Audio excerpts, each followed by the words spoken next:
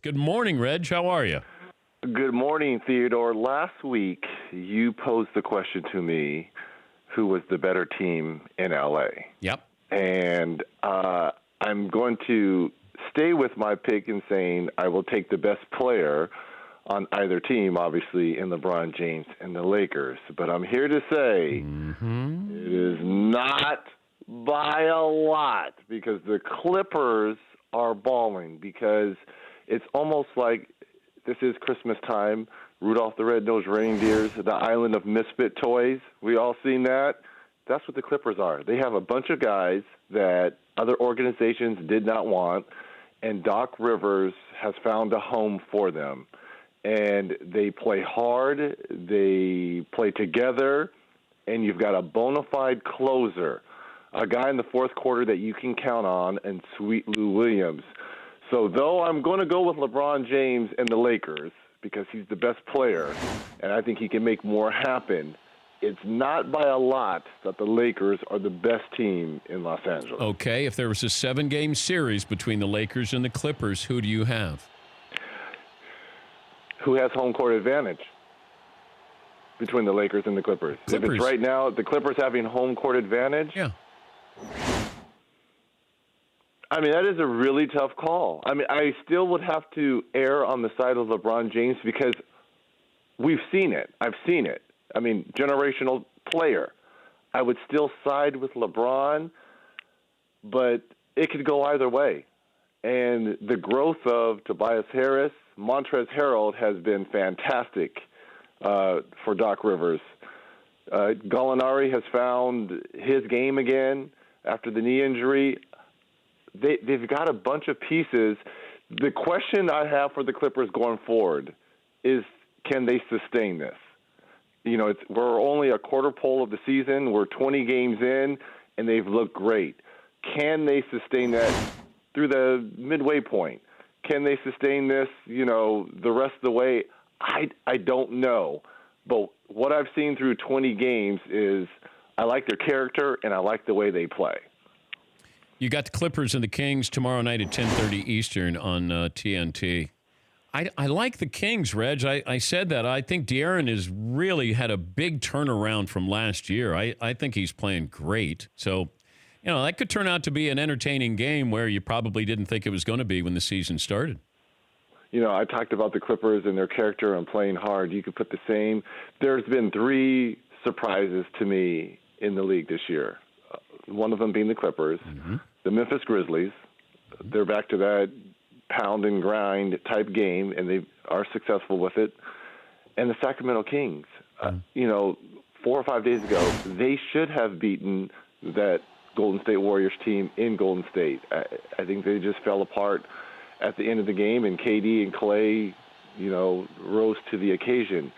But the Kings, they have a great young nucleus. You talked about De'Aaron Fox, Bagley, Bogdanovich. These guys, Buddy Hield, who has found a home coming from New Orleans, great young players. They play hard. It's just a matter of them figuring it out. And before, the Kings would lose close games. They're finding ways to win close games now. And to me, you got to give the mark to that coaching staff. But you're right. These are 2 surprise teams that are going at it tomorrow. And the Kings aren't the same Kings that we've seen the last few years, that they would just kind of roll over and play hard for a quarter or a half, and then, it'd be a 15, 20-point blowout. De'Aaron Fox is a superstar in the making. He's not there yet, but he is a superstar in the making.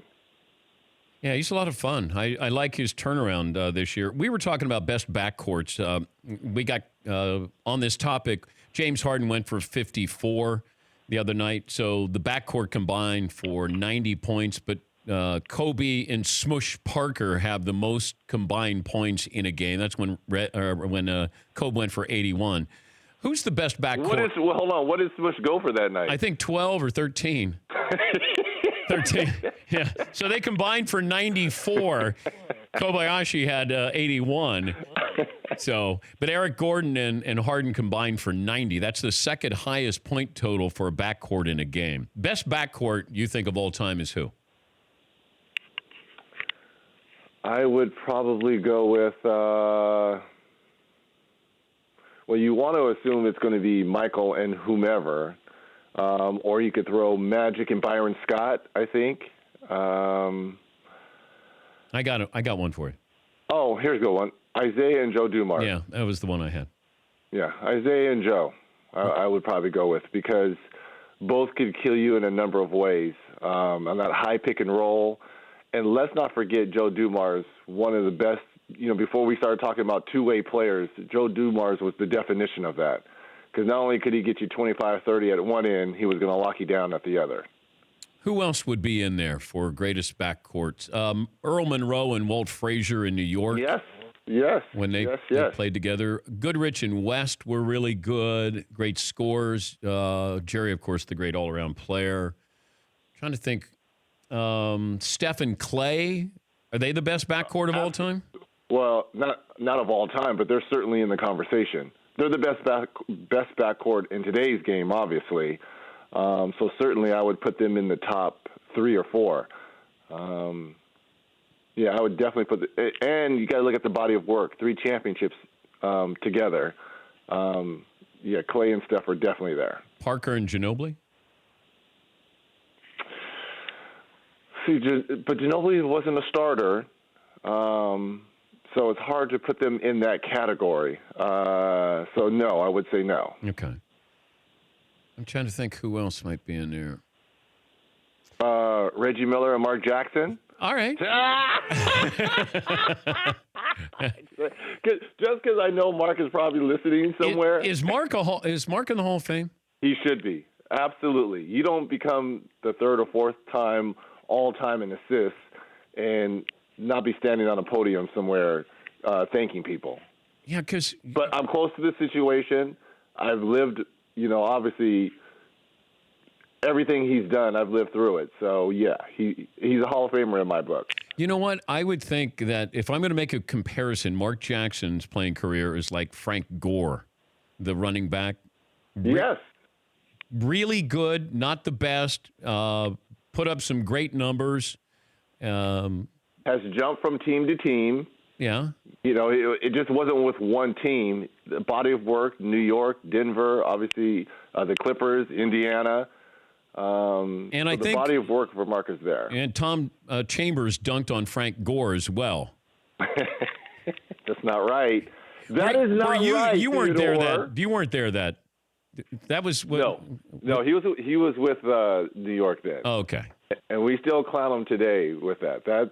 Or was he with the Clippers? It was one of the two, but that's by far probably one of the most ugliest, sickest.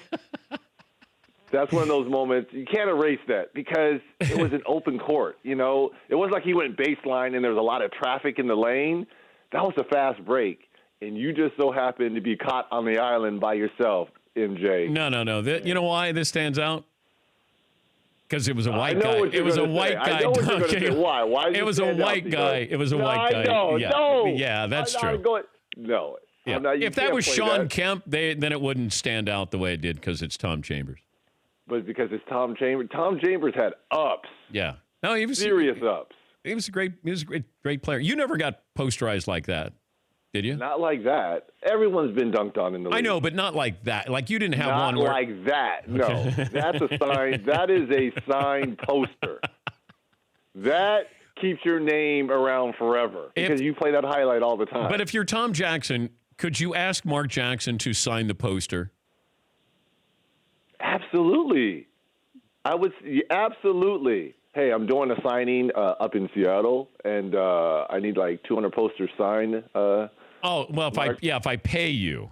Yeah, okay. I understand it. I was also, there's a couple other things here with Markelle Fultz.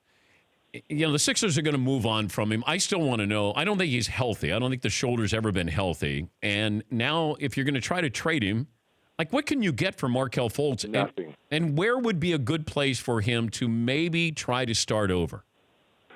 I'm thinking it would have to be a young team that's on the rise that probably doesn't have playoff aspirations because you're not going to get anything in return for the overall number 1 pick. Man, that's crazy. you're just not going to get anything, and no one's going to want to give up any valued assets knowing the history of the shoulder or not knowing what is wrong with the shoulder. That's the problem, is no one can really definitively say this is wrong with him. Some people have said the yips, it's head games now. No one knows. Is there an injury? Did something happen before? No one knows. So why would an organization want to give up a number one or a valued asset for an unproven commodity? So a young team, Brooklyn, Orlando, Phoenix, teams like that have young players that are on the rise, DeAndre Ayton and Devin Booker, possibly in Phoenix. There's not a lot of expectations out there, but I feel for the kid because I called a couple of his games early when he was in the starting lineup over J.J. Redick, and Dan, you could just see in his eyes something wasn't right. Something wasn't clicking, and I said on air, don't focus on your shot or your shooting. Try to do the other things because Philadelphia is a hard place to play. And if you're going to mope about your shooting and things that aren't going wrong, the Philadelphia faithful will let you know. Do the little things. Dive on the floor, loose balls, go in for every rebound, be a defensive stopper. Do the little things that are going to make the faithful Philadelphia fans get behind you. But he was kind of going through the motions and just not all there. And I feel for the kid because to be the overall – look, they had options. I mean, look at Jason Tatum. He's turned out to be a superstar. And Philadelphia, they had options, and they chose wrong. Here's a stat. I don't know how troubling you think this is. Trae Young is shooting 24% from three-point range so far this season. That's the lowest mark through 21 career games in the last 35 years. Second lowest is Lonzo Ball, who shot 25.7% through 21 games last season. I'm more shocked at Trae Young than I am Lonzo Ball. I wasn't shocked last year by the struggles of Lonzo. I didn't think Trae would struggle this much at, what did you say, 24%? Yeah. He's a better shooter than that, but hey, the defense is a lot better than the Big 12, don't you think? Well, I think if you had the football defenses guarding him, then in the Big 12, true. That would help. Very true. Yeah, that would help a lot. Have you watched Duke basketball much? I have. Did you watch them last night? I did. I'm curious about them in a half-court offense of like a tight game half-court offense. The difference that you'll see. We saw that in Hawaii. Yeah. We saw that. And I'm sure come ACC play when they're going against Virginia Tech and Carolina and NC State and teams like that where every game obviously comes down to a half court, we'll see what these young guys are made of. Unbelievably talented. Coach K, once again, is going to have his hands full in being able to distribute the wealth, but they play hard and they play together. But you're right. Come ACC time and come tournament time, when the game slows down and it's not a track meet where, it's off to the races, can you make basketball plays? I know R.J. Barrett, Cam Reddish, who has struggled with his shot, and Zion Williams. I mean, he was 11 for 15, and all 11 were dunks, basically. Yeah. They were all in the paint. Yeah. So when you start to play the better teams with better coaching and better players, and teams start to, watch film and take away your first two or three moves, what's your counter?